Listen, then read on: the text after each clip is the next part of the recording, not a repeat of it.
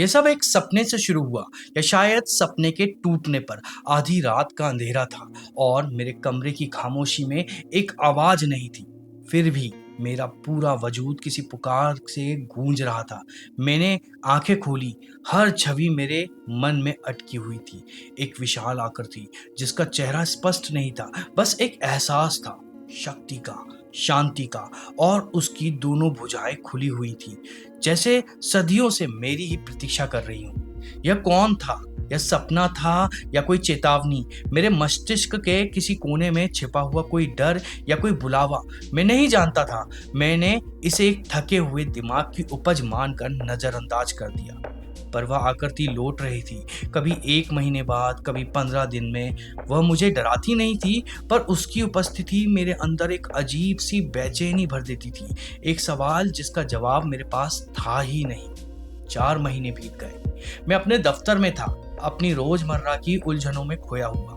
तभी मेरी नजर मेरे एक भारतीय सहकर्मी की मेज पर रखी एक छोटी सी मूर्ति पर पड़ी। वही मुद्रा, वही खुली हुई भुजाएं। एक पल को लगा जैसे मेरे सीने में कुछ थम सा गया हो। मैंने कांपते हुए उससे पूछा, यह कौन है? उसने मुस्कुराकर कहा, यह हमारे भगवान है, श्री जगन्नाथ जी। जगन्नाथ? ये नाम मेरे लिए अनजान था, पर सुनते ही लगा जैसे आत्मा का कोई पुराना भूला हुआ हिस्सा जाग गया हो।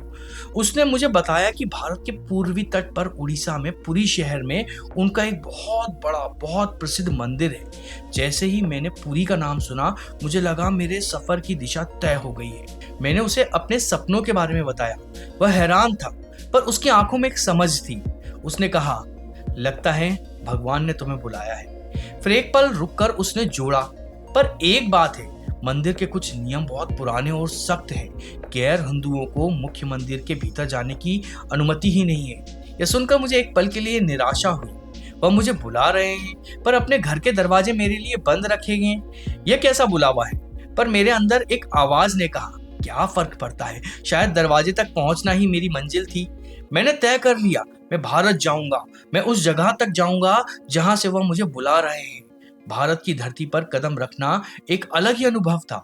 दिल्ली, वृंदावन, हर जगह मंदिरों में मुझे एक अद्भुत शांति मिली। मैंने वहां भी जगन्नाथ जी के उस मूर्ति को देखा, खुली भुजाएं वाली।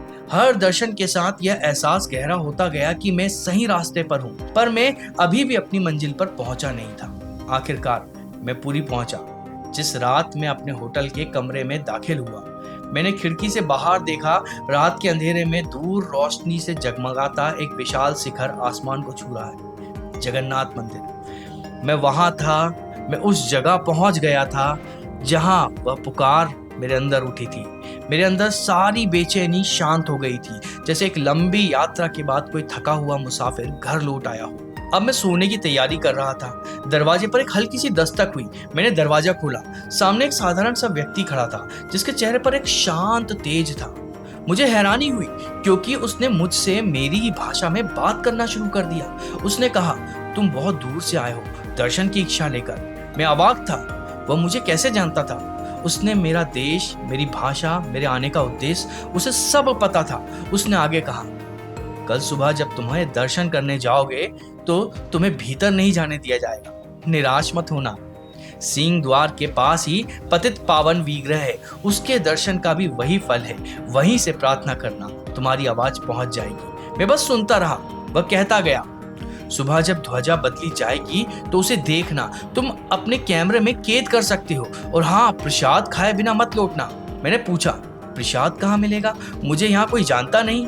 वह मुस्कुराया, चिंता मत करो, तुम्हें सुरेश उपाध्याय नाम का एक गाइड मिलेगा और तुम्हारी मदद करेगा।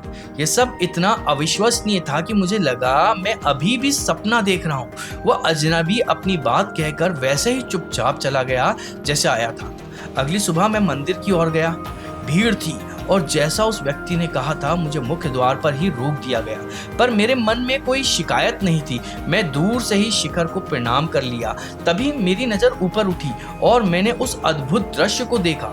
एक पुजारी अविश्वसनीय फुर्ती से मंदिर के शिखर पर चढ़ रहा था, पुरानी ध्वजा उतार कर नई ध्वजा लगाने के लिए। मैंने उसे अपने कैमरे में रिकॉर्ड कर लिया। अब मुझे उस गाइड की तलाश थी। मैं सोच ही रहा था कि मैं किसे आवाज दूं। तभी एक व्यक्ति मेरे पास आया और बोला, सर, क्या आपको कोई मदद चाहिए? मैंने यूं ही पूछ लिया, आपका नाम क्या है? उसने कहा, सुरेश उपाध्याय। उस पल मेरे पैरों के नीचे से जमीन खिसक गई। यह कोई संयोग नहीं था, यह एक लिखा हुआ अध्याय था और मैं बस अपनी पंक्तियां पढ़ रहा था।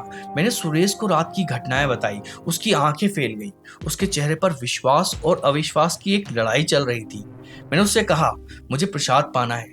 वह मुझे पास की ही एक जगह ले गया जहाँ मिट्टी के बर्तनों में महाप्रसाद मिल रहा था। उसने मुझे दाल और चावल से भरा एक मिट्टी का टुकड़ा दिया। मैंने उसे हाथ में लिया। वह गर्म था और उसमें से एक सोंधी सी महक आ रही थी। मैंने उसका पहला कोर मुंह में रखा और समय जैसे थम गया। चम्मच मेरे हाथ में ही रुक गया। यह स्वाद, इसे मैं जानता था। आज से 6 महीने पहले, हजारों मील दूर, अपने बंद कमरे में, उस पहली रहस्यमयी छवि या सपने को देखने के बाद जब मैं जागा था, तो मेरे मुंह में ठीक यही स्वाद था। एक ऐसा स्वाद जिसे मैं आज तक समझ नहीं पाया था। आज यहाँ जगन्नाथ की देहरी पर मुझे मेरे उस पहले सवाल का जवाब मिल गया था। ये सिर्फ एक बुलावा नहीं था, उसने मुझे अपने प्रसाद का स्वाद पहले ही चखा दिया था, ताकि जब मैं यहाँ पहुंचूं तो मुझे कोई संदेह ना रहे। मेरी आंखों में आंसू थे। सुरेश चुपचाप मुझे देख रहा था। शायद वो समझ गया था कि यह आंसू दुख के नहीं, बल्कि उस परम कृपा को पा लेने के थे जिसके मैं शायद काबिल भी नहीं था। उस रात में होटल लौटा, पर मेरे अंदर की उथल पुथल शांत नहीं हुई। मैंने रिसेप्शन पर उस रात आए मेहमान के बारे में पूछा। उन्होंने कहा कि मेरे कमरे में कोई नहीं आया। होटल का नियम था, बिना एंट्री के कोई किसी मेहमान के कमरे में जा ही नहीं सकता है। मेरी जिद पर उन्होंने सुरक्षा कैमरे की रिकॉर्डिंग देखी। रिकॉर्ड में सब कुछ साफ था। मैं दरवाजे तक जाता हूँ, मैं दरवाजा खोलता हूँ, पर दरवाजे के बाहर कोई नहीं था। मैं एक खाली गलियारे के लिए दरवाजा खोल रहा था और हवा से बातें कर रहा था। इस सबूत ने मेरे तर्कों के आखिरी धागे को भी तोड़ दिया।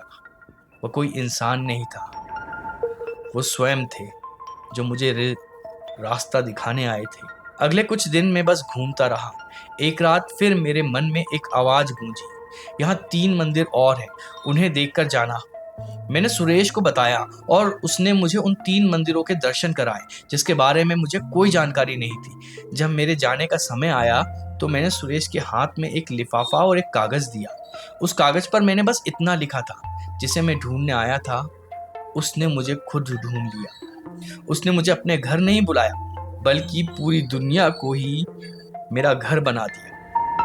आज मैं अपने देश में हूँ, पर मेरा एक हिस्सा हमेशा से पुरी की उस मिट्टी में रह गया है। लोग पूछते हैं कि क्या मैं धर्म बदलकर हिंदू बन गया हूँ। मैं कहता हूँ, मैंने धर्म नहीं बदला, मैंने प्रेम का मार्ग स्वीकार कर लिया है। और उस मार्ग पर पहला कदम रखने वाले स्वयं जगन्नाथ थे। उनकी कृपा किसी नियम, किसी सीमा, किसी मजहब को नहीं देखती। वह तो बस देखती है कि एक भक्त का हृदय, और जब वह किसी को बुलाना चाहते हैं तो दुनिया की कोई भी दीवार उन्हें रोक नहीं सकती है। ऐसी पावन श्री जगन्नाथ जी के श्री चरणों में हमारा बारंबार प्रणाम है, प्रणाम है, प्रणाम है। अगर आपको ये कहानी पसंद आई हो या वीडियो पसंद आया हो तो इस वीडियो को लाइक करिएगा और हमारे इस वीडियो को हाइप भी करिएगा और चैनल को सब्सक्राइब भी करिएगा। आगे ऐसे ही हम भगवान और भक्त से जुड़े हुए ऐसे अनोखे किस्से लाते रहेंगे, तो वो आप देखते रहिएगा। और साथ में अगर आपके पास में कोई ऐसे भक्त और भगवान की कहानी है तो आप हमें उसे कमेंट में भी बताइएगा। हो सकता है शायद आने वाले वीडियो में हम उस कहानी को भी कवर करें। तब तक के लिए राधे राधे।